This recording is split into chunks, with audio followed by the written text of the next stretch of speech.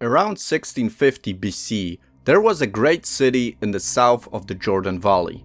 It was the largest center of the southern Levant. The city was 10 times the size of Jerusalem and 5 times the size of Jericho. It was an extremely important place. Much of the area's cultural image was formed here. Soon after, however, the history of the city came to a sudden end.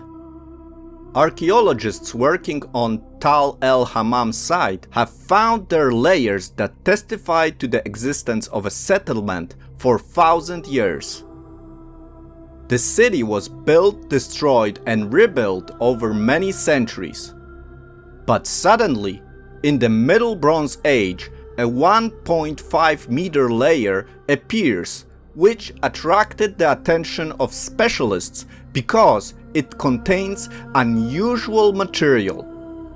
Among the remains that could indicate massive damage from an earthquake or war are fragments of ceramics, the surface of which has turned into glass, boiled bricks, and partially melted building materials.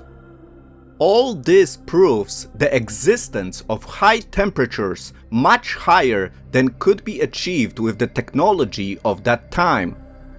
According to Kenneth, professor of earth sciences at the University of California, the temperature must have exceeded 2000 degrees Celsius.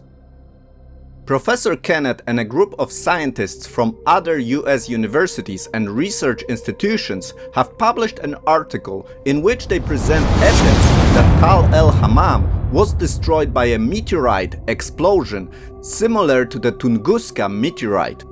If they are right, then we are dealing with the first city known to us destroyed by a meteorite and, as some researchers have been proposing for several years, with the Biblical Sodom. The remarkable coal-rich layer of destruction from 3,600 years ago in Tal el-Hammam marks the moment of a sudden departure from the city center in the south of the Jordan Valley. In the 30-kilometer wide area of the valley, 15 other cities and over 100 villages have been abandoned by the same time and uninhabited for 300 to 600 years, we read in the summary of the study. Scientists write about a completely destroyed city, and the distribution of the bones found indicates extreme dismemberment of the bodies of the people who lived there. Analysis showed the presence of iron and silicon-rich spheres and molten metals. I think one of the more important discoveries is deformed quartz that has been subjected to high pressure, adds Kenneth. The high salt concentration in the studied layer is also supposed to prove that a meteorite exploded over Tal el-Hammam. Its average concentration is as much as 4%, and in some places it reaches 25%. The force of explosion could scatter salt from the nearby Dead Sea and its shores around the area. And it was this salt that could have caused the population of those areas of the Jordan Valley to decline from tens of thousands to perhaps hundreds of nomads for hundreds of years.